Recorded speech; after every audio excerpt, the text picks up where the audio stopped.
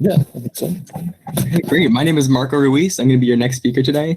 And whenever you guys are ready, I can go ahead and get started. I just have a stopwatch here, so I'll start it when I start, and I'll stop when I'm done, and then I'll tell you guys the time. I think we're ready. Thank you. Okay. Thank you. All right. Well, if everybody's ready, then I'll go ahead and get started. I want you to meet Joe. Now, Joe's a pretty stand-up guy. He's great at public speaking. He's made it to nationals. Every year he competes. In fact, he's even won a national event before. But I also want you to meet Bob. Now, Bob's a little bit more average. He's not super great at speaking. He hasn't really won that many awards. And chances are, if you saw him walking around, you probably wouldn't recognize him. Now, Joe, on the other hand, every time you see him, you make sure to tell your friends that they need to hear Joe speak because, man, he knows exactly what he's doing. Or maybe even tell your kids that they should try to be a little bit more like Joe. Most of us would probably want to be Joe. In fact, even Bob wishes that he could be Joe. But what if I told you that Joe actually isn't the ideal person? In fact, what if I told you that Bob has set up the comparison between himself and Joe to where all of the cards are stacked against him? You see, I want to show you the most dangerous, insidious disease in our society today, and it is the art of comparison. And I want to show you how comparison works in three ways. First, by looking at what it is. Second, why it's so dangerous. But then third, what it is that we need to do about it. So to start off, if you have the blessing of never comparing yourself to others, I kind of want to explain how it works. And chances are you actually do compare yourself less because studies show that the older you get, the less you compare yourself to others. But it has destroyed my generation. So if you're a parent, you probably want to listen in. To put this in perspective, I remember this one time I was just hanging out with a friend and out of nowhere she looked up and she said, "Ugh, I hate my forehead." And I had the same reaction you're probably having right now. I mean, really? Your forehead? Is that what you're so concerned about? But nevertheless, she pulled out her phone and she showed me a picture of this model that she was looking at on Instagram. And apparently, this person had a smaller forehead. Maybe it was a little bit smaller, but the point is, this had affected her a lot. So much, in fact, that she was deeming her entire looks based off of one thing, her forehead.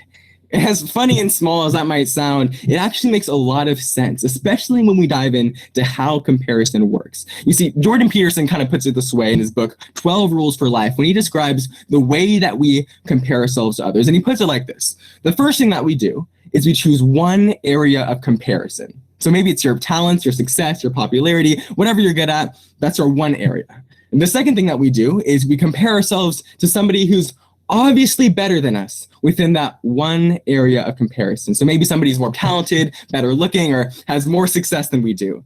The third thing that we do is we act as if that area of comparison is the only thing that matters or is relevant to our life.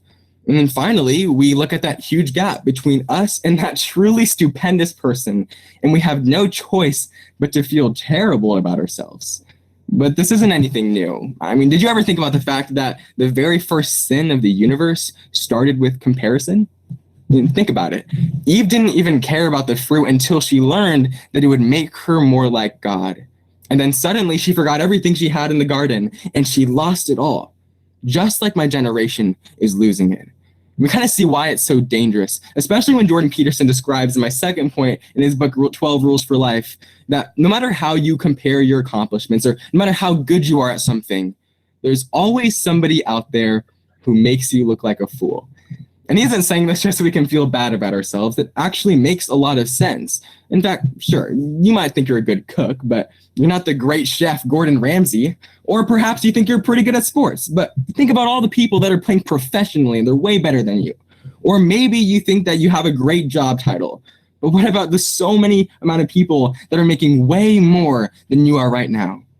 You see, the problem with comparison is that we always come out short. That's why when Bob compared himself to Joe in the area of speech and debate, Joe looked like a champion and Bob kind of looked like a failure. But did Bob ever take into account the fact that Joe's family life is not doing very well right now? In fact, Joe has no idea where he's going to go to college because his grades are kind of terrible. Not only that, Joe's dating his fourth girl this year. You see, is Joe really the winner? Or does Bob not just have the entire picture?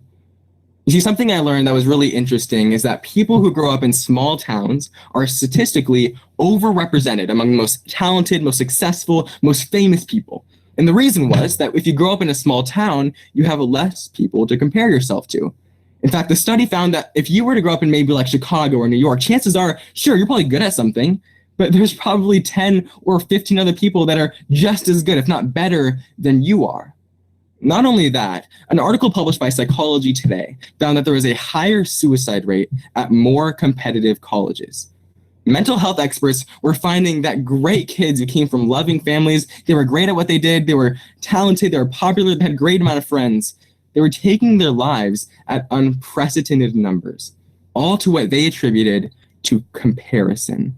Comparing their looks, their talents, their popularity to equally ambitious people that they were constantly surrounded with. So how do we deal with comparison? How do we solve for this problem that's plaguing my generation? Well, this is what we see when Jordan Peterson also gives us the answer in his book. And he says that compare yourself to who you were yesterday, not just who somebody else is today. You see, the reality is you're probably the biggest bully that you're ever going to meet in your life. Think about it. You wouldn't say half of the things that you tell other people to yourself because you would look like a terrible person.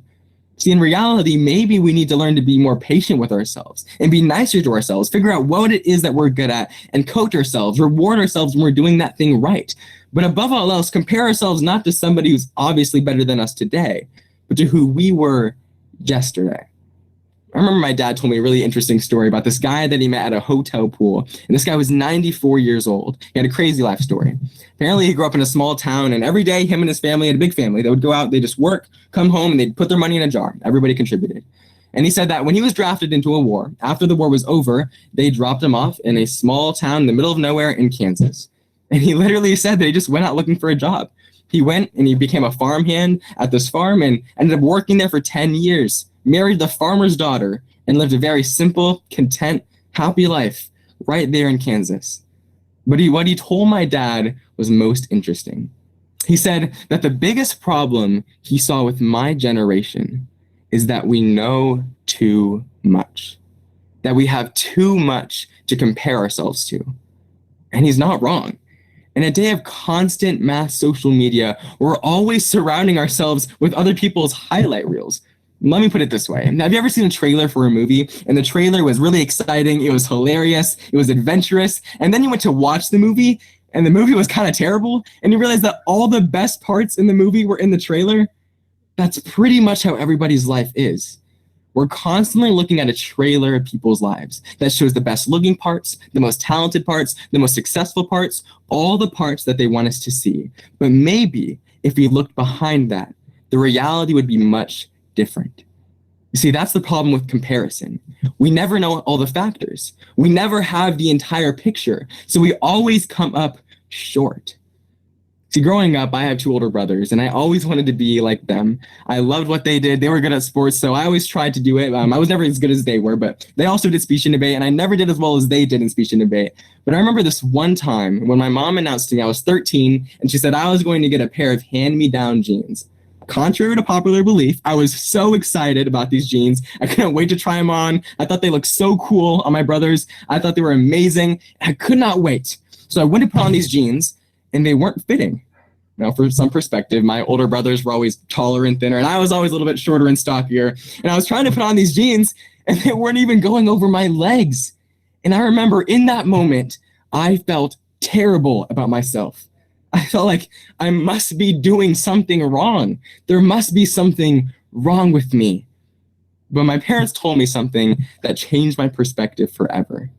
They said, Marco, if you're always trying to be somebody that you're not, if you're always comparing yourself to somebody else, if you're always trying to fit yourself into somebody else's jeans, who's going to take the time to be you? You see, the reality is we're all so unique. And if you're always trying to be somebody that you're not, if you're always comparing yourself to somebody who's not you, who's going to take the time to be you? So maybe you found yourself comparing yourself to that one parent. Everybody loves them. They look like that fun, easygoing parent, and they look like they have it all together. But perhaps what you don't know is that they would switch places with you in an instant if they could, because they have no idea what they're doing. Or maybe you envy that person that has a better job title than you, but maybe what you don't know is that they also could switch places because they never get to see their kids like you do. My call to action is this. Compare yourself not to somebody who's obviously better than you or looks better than you right now. Compare yourself to who you were yesterday, weeks from today, or maybe even years in the past. And I think that you'll be shocked at how well you're doing. Thank you.